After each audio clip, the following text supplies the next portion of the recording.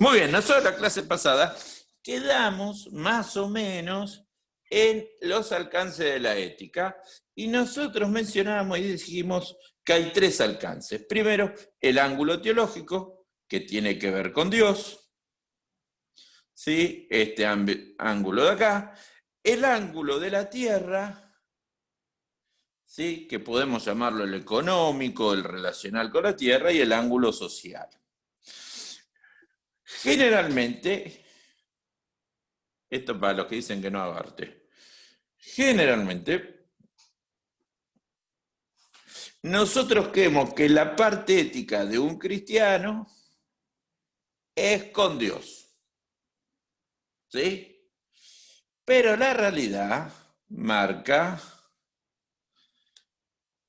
que si no está esta línea bien, tendría que poner rojo.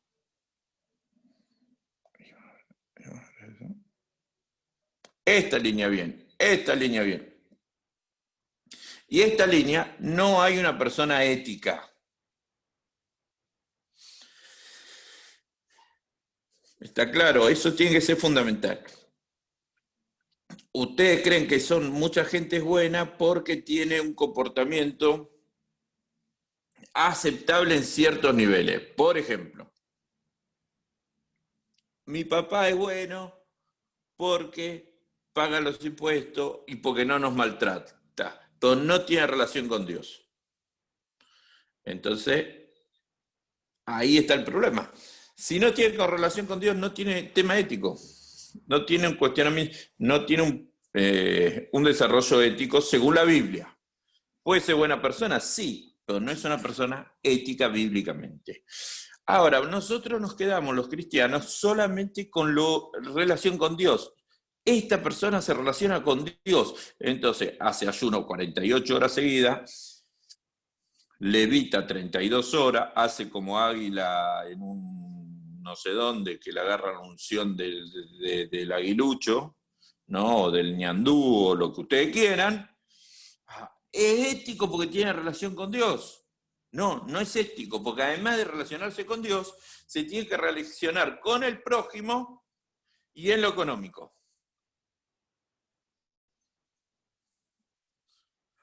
El hebreo no tiene diferencia en ese momento, porque vamos a hablar de los 10 mandamientos, no hacía diferencia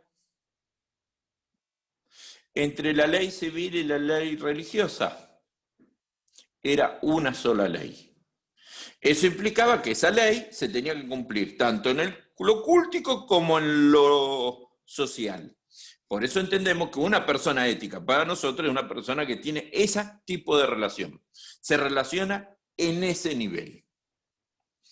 Entonces, el diácono de la iglesia, que es un simpático espectacular, que vive levantando la mano, pero tiene dos familias, no es una persona ética. La abuelita de la iglesia, que la vemos tan calladita, y que yo creo que ora, pero vende droga en el barrio, no es una persona ética. No, estoy nombrando delitos que no supongo que no suceden en nuestra iglesia. Si ustedes tienen testimonio de eso, no me lo cuenten porque sería un delito y estaríamos todos metidos en un problema. O sea, supongamos que son delitos que no suceden en nuestra iglesia. Generalmente yo hago estas aclaraciones porque está la policía de Alberto monitoreando todas las redes sociales, entonces tenemos que ser lo más ético posible y no hablar de homosexuales ni de viejitas que venden drogas en el partido de Moreno, cerca de cierta zona, ¿no? No podemos decir eso. Pero supongamos, un pastor X, que yo he cometido ese pecado, aclaro para que no haya problema, yo cometí ese pecado, que recibe un sueldo de la iglesia y que no lo declara, que lo cobra en negro para que la AFIP no sepa cuánto gana, no es una persona ética, más allá que nombre la cuestión ética pastoral cada 5 minutos. No es una persona ética, porque está haciendo algo ilegal, no está pagando los impuestos de ese sueldo que recibe. ¿Sí? De esa manera se pueden comprar algunos pastores autos importantes. ¿Sí? No voy a decir el nombre del auto, porque los Alfa Romeo no se pueden nombrar porque es una propaganda. Pero entonces tenemos eso. ¿Sí? En el Antiguo Testamento, sí, estaba pensando en otro. Usted no sé en quién está pensando, yo estaba pensando en otro. En el Antiguo Testamento tenemos esa relación importante que tiene estos tres niveles. Esto se ve evidenciado en los 10 mandamientos que ustedes estudiaron conmigo en Introducción a la Biblia y con sus diferentes profesores en el Antiguo Testamento y en diferentes materias. Si ustedes quieren hacer preguntas, pueden hacer preguntas. Aunque es una grabación, ustedes pueden preguntar. El problema es que yo no voy a responder, pero no importa, la libertad que ustedes tienen. La Biblia los llama los 10, no los llama los 10 mandamientos. Los 10 mandamientos los ponemos nosotros. Nosotros decimos, estos son los 10 mandamientos. La Biblia los llama las 10 palabras. 10 palabras. La Septuaginta usó el decálogo, término que utilizamos hasta hoy. ¿Sí? ¿Por qué 2 tablas? Cuando el rey tome posesión, dice Deuteronomio 17, 18 y 19, de su reino, ordenará que le hagan una copia del libro de la ley, que está al cuidado de los sacerdotes y levitas. Esta copia la tendrá siempre a su alcance y la leerá todos los días de su vida. Así aprenderá a temer al Señor su Dios, cumplirá fielmente todas las palabras de esta ley y sus preceptos. ¿Sí? Este dibujito que nosotros tenemos acá al costado, que es muy lindo, de una tabla, no es así, ¿sí? Si ustedes leen los pasajes que están ahí abajo, ¿no?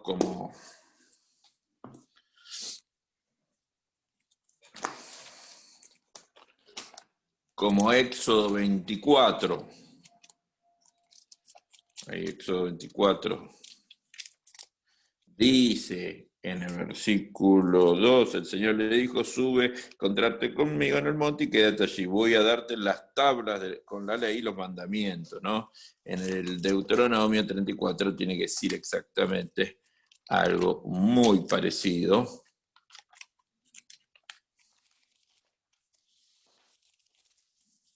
Dice, denme un segundo, 34.1. Moisés ascendió de las llanuras de Moab al monte Nebo, a la cima del monte Pisaj, frente a Jericó. Allí el Señor le mostró todo el territorio que se había extendido de Galaadán.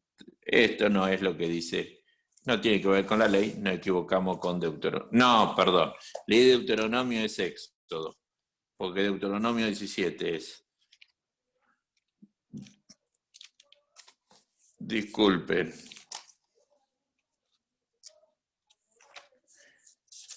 Dice Éxodo 34, el Señor le dijo, labra 2 tablas de piedra semejantes a las primeras que rompiste. ¿Sí? 2 tablas. Ahí ustedes tienen, que yo creo que lo vimos en bibliología o para Sabri en Introducción a la Biblia, tienen lo que son los 10 mandamientos desde la visión del judaísmo, desde la visión de la iglesia romana y desde la visión de la iglesia tradicional, ¿sí? Que seríamos nosotros, la evangélica tradicional. Supongo que seríamos nosotros. ¿Sí? No hay otra manera. Yo voy a tratar con resaltador marcar algunas cosas.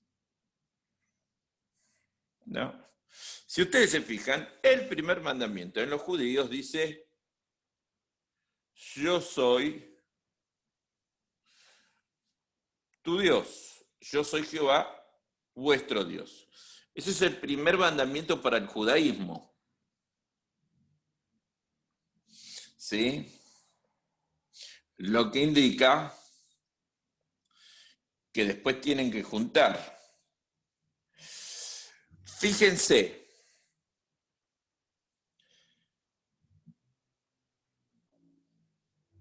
el primero judío es parecido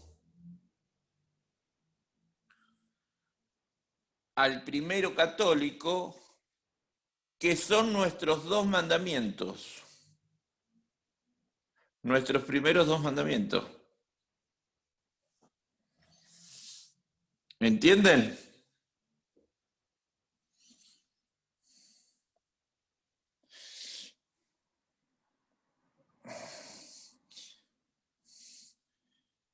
Y nuestro último mandamiento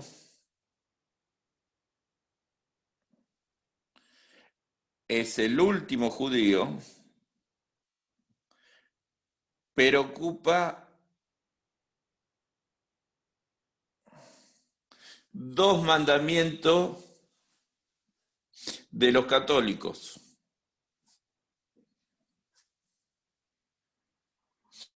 Lo único que permanece igual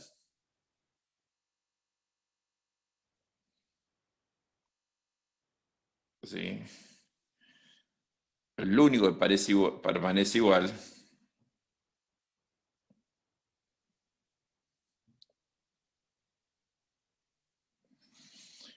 digamos, ya no en orden, porque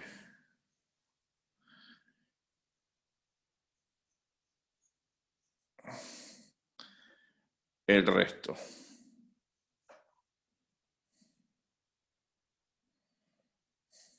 ¿Sí?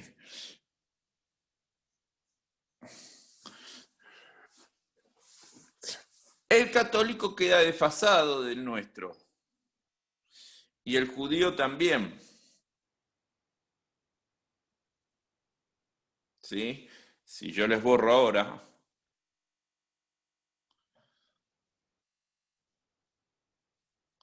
ustedes se van a dar cuenta que estos dos mandamientos, el segundo judío y el primero católico, son iguales. Y si ustedes leen esos mandamientos, ¿sí? Ustedes leen ese mandamiento del 3 al 6 seguido, dice, no tengas otros dioses además de mí, no te hagas ningún ídolo ni nada que guarde semejanza con lo que hay arriba en el cielo, ni con lo que hay abajo en la tierra, ni con lo que hay en las aguas debajo de la tierra, no te inclines delante de ellos, ni lo adores. Yo, el Señor tuyo, soy un Dios celoso. Cuando los padres son malvados y me odian, yo castigo a sus hijos hasta la tercera y cuarta generación. Por el contrario, cuando me aman y cumplen mis mandamientos, les muestro mi amor por 1000 generaciones. ¿De quién no se puede hacer imagen si yo uno el mandamiento? De los dioses.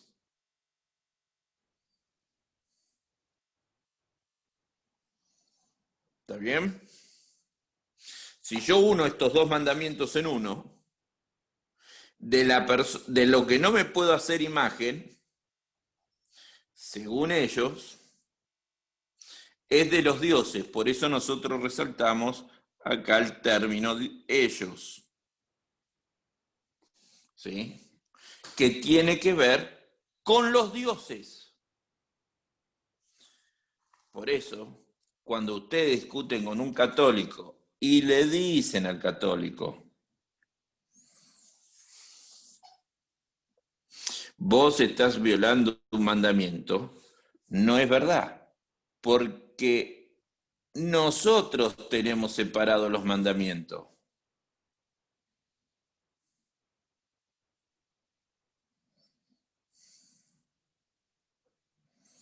Donde nosotros decimos, no tendrás dioses ajenos delante de mí, punto, primer mandamiento, no harás imagen de nada. Ellos no lo tienen separado, ellos lo tienen en un solo mandamiento, y esto se relaciona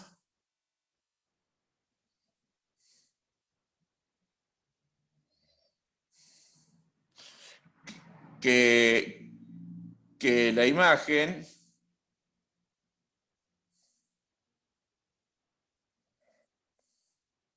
que se hacen es de los ídolos. Entonces la Virgen María No tiene nada que ver con esto. Para católico. Usted va a un católico y le dice, usted está violando el primer mandamiento, que es verdad. Sí, es verdad para nosotros, no para ellos. Ellos no lo leen de la misma manera. Lo leen de manera diferente. ¿Sí?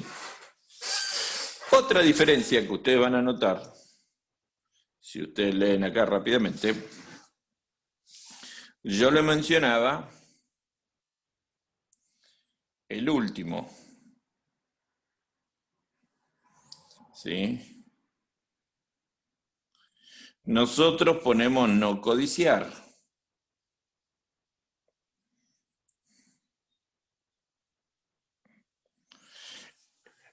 Ellos unen uno.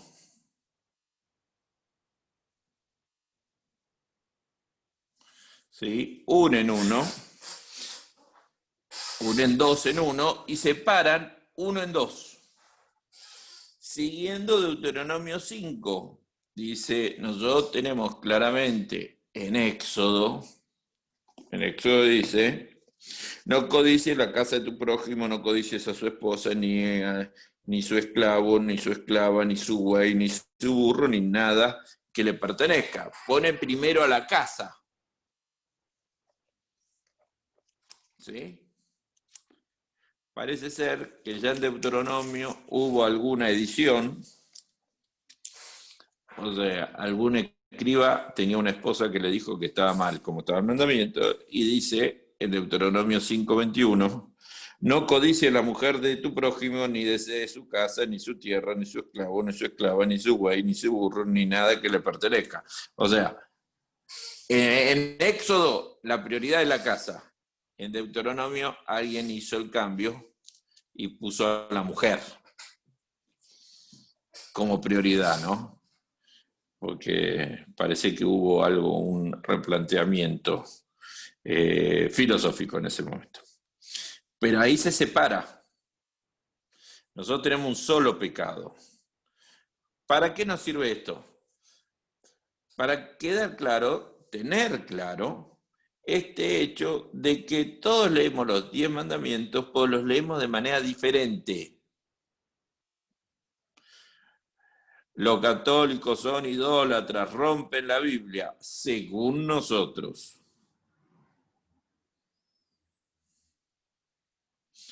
No según ellos.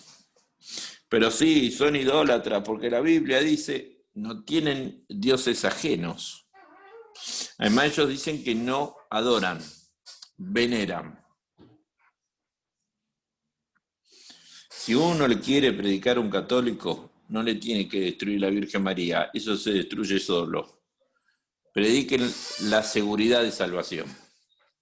Si están seguros que van a ser salvos. Eso nosotros sí lo tenemos, ellos no. Ahí está un poquito la diferencia que yo les mostraba, más claramente. Nosotros encontramos dos versiones de los 10 mandamientos. Es claro que esas dos versiones de los 10 mandamientos se encuentran en el Pentateuco. Fíjense, acuérdate del día de reposo para santificarlo, guardarás el día de reposo como el Señor te ha mandado. Acá hay una diferencia. 6 días trabajarás, harás tu obra, 6 días trabajarás, es lo mismo. El séptimo día es día de reposo para el Señor, no harás en él obra alguna, tú, ni tu hijo, ni tu hijo. En vez de hablar, fíjese que dice ni tu siervo, ni tu sierva, ni tu ganado, ni extranjero. Acá agrega, para que tu siervo y tu sierva descansen como tú. Le hace un cambio importante.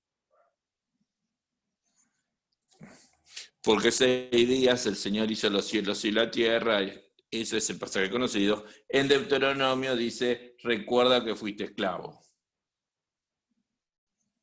¿Sí? Honra a tu padre y a tu madre. para que tus días sean prolongados en la tierra, honra a tu padre y a tu madre como el Señor te mandó.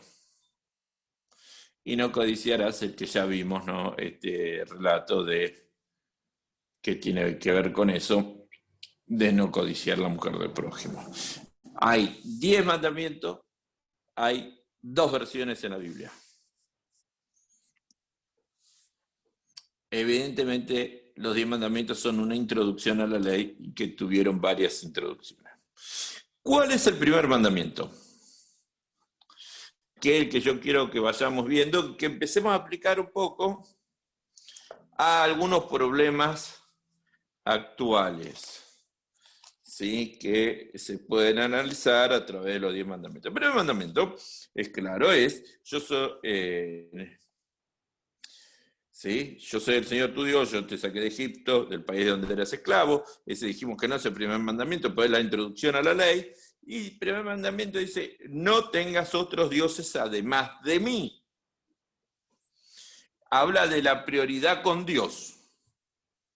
¿Sí? Su base de toda legislación, su significado, positivamente, el lugar de Dios como la clave de la vida, prohibición contra la adoración de cualquier otra deidad, sino Jehová, obediencia, excluirá por completo todos los males del politeísmo, en el sentido que solo hay una voluntad suprema para sus decisiones. Este primer mandamiento es el que nosotros supuestamente no violamos.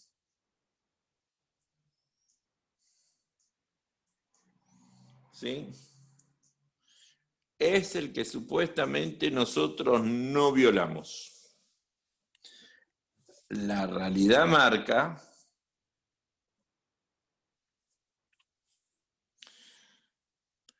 que muchas veces es el primero que violamos.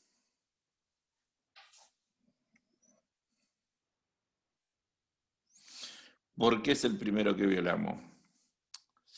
Y porque si ustedes lo estudian en referencia un poco a lo que vivimos como pueblo, nosotros nos hacemos dioses, ¿sí? Nos hacemos dioses de las personas.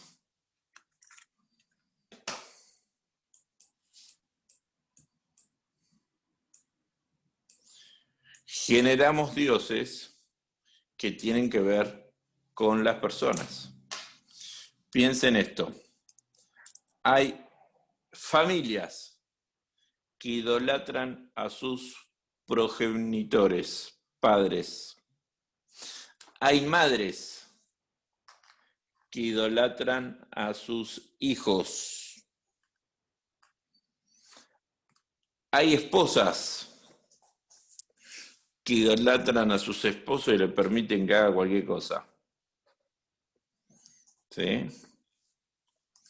Que es un hecho que sucede, que es real. Hay familias enteras que idolatran a una iglesia. Hay iglesias que idolatran a un pastor. Hay pastores que idolatran su persona o su estructura.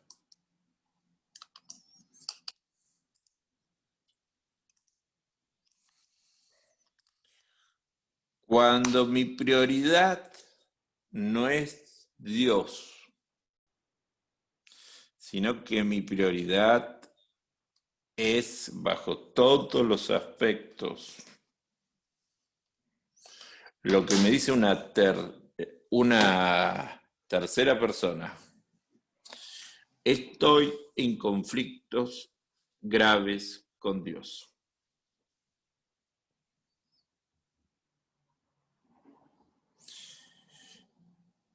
La prioridad de mi vida es Dios.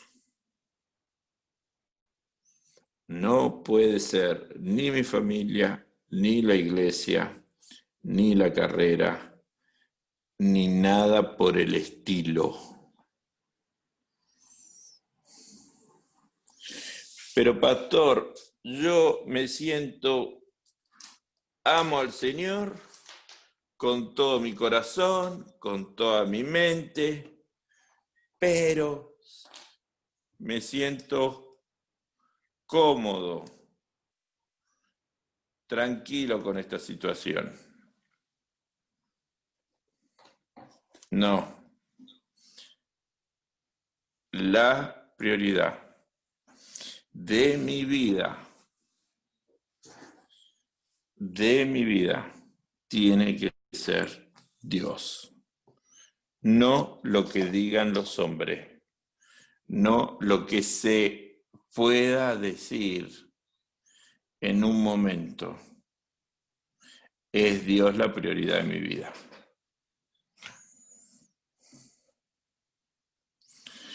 Cuando la prioridad de mi vida se transforma en una situación eclesial, una situación familiar, una situación X, estamos en problemas, estamos en dificultades graves. Sépanlo, lo podemos discutir, usted me puede decir, pero pastor, piense esto, piense en mis hijos, en mis hijas, que piensen que a mí me enseñó esto el pastor de la iglesia. A ver, yo le digo lo que es.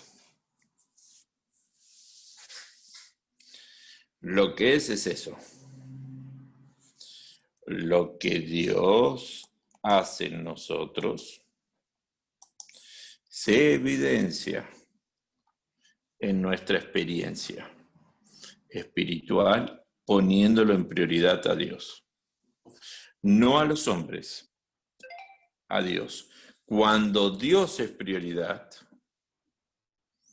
de nuestra vida, se corrigen muchos problemas. Y muchos de los problemas que tenemos hoy en día es porque Dios no es prioridad.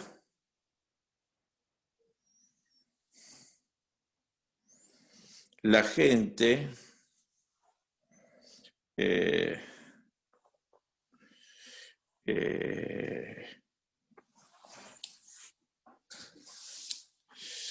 no lo entiende eso y le da prioridad a la iglesia.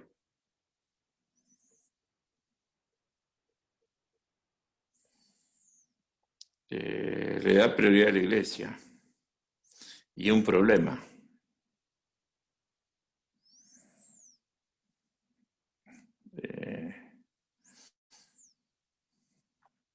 La iglesia es el resultado de mi experiencia espiritual, que yo debo reconocer y estar atento a esa experiencia espiritual. Pero no es Dios. Mi fidelidad es con Dios.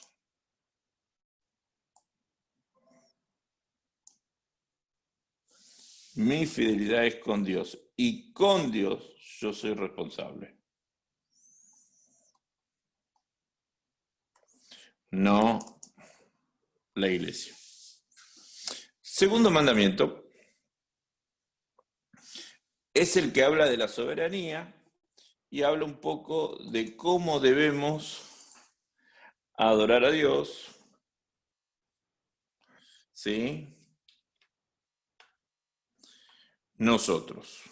Si ustedes lo leen, dice claramente, no tenga el que leímos, pero menciona los primeros versículos, no te hagas ningún ídolo, ni nada que guarde semejanza con lo que hay arriba en el cielo, ni con lo que hay abajo en la tierra, ni con lo que hay en las aguas debajo de la tierra, no te inclines delante de ellos, ni los adores, yo el Señor tu Dios soy un Dios, y sigue, ¿no?, de los padres y de todo eso. ¿Sí? ¿Cuál fue su necesidad o lo que él planteó como primera situación? ¿Sí? No dio lugar para la acomodación a la naturaleza sensorial del hombre, de los sentidos de tendencias hacia la idolatría, que es el esfuerzo humano de dominar a Dios. Recuerden que la idolatría lo producían los seres humanos que buscaban alguna manera de adorar a Dios. ¿Qué caso vemos en esto? Cada vez que hacían una pequeña estatuilla, era porque así podían dominar a Dios, llevárselo a donde ellos querían. El significado que tiene es no hacer ni adorar una imagen, no inclinarse en ella. Tiene la idea de sostener un sistema ritualista de adoración, de presentar una dádiva. La razón del mandamiento fue el carácter de Dios. Dios lo que le está pidiendo a ellos de manera interesante es que su manera de adorar sea genuina y actual y no monótona, repetitiva y manipuladora hacia el Dios que ellos adoran. Cuando vos estás en un sistema politeísta, el sistema politeísta remarca o destaca esta idea de qué cosa, de aceptar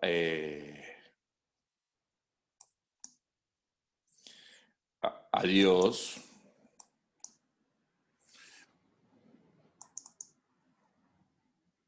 como algo que vos podés manejar y utilizar, como el mandadero que tenés del chepibe. Cosa que nosotros hacemos muchas veces con Dios. Ven, desciende hoy aquí, Señor.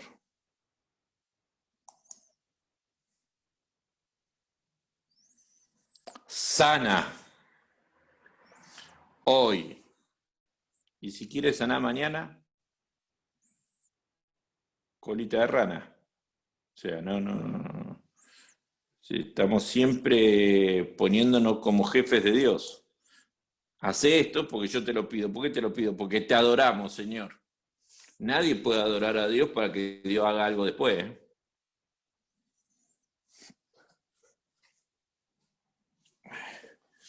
Entregamos nuestra vida, abre los cielos, que caiga fuego del cielo y que se sanen los enfermos.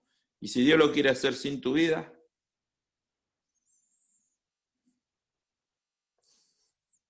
Dios es Dios. Un concepto que deberíamos entender, que a veces no entendemos nosotros, ¿qué es?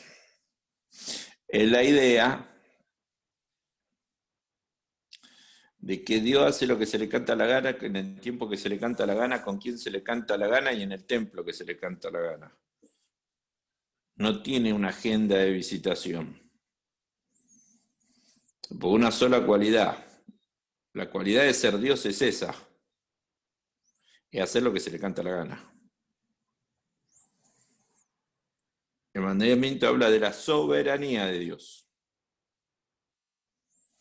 No habla de lo que a nosotros nos gustaría. A veces sí pareciera que es lo que a mí me gustaría. ¿Qué me gustaría a mí? Y que Dios haga lo que yo le pido. ¿Qué es lo que yo le pido? Que se presente, que haga cosas. Eso es manejarlo. Dios no quiere ese tipo de adoración. Dios no quiere que lo manejen. Dios lo que quiere es espiritualidad. Que adoremos genuinamente sin manejarlo, sin parecernos a otros grupos. Ser genuinos nosotros. ¿Sí? Tener esa cuota de genialidad de ser genuinos.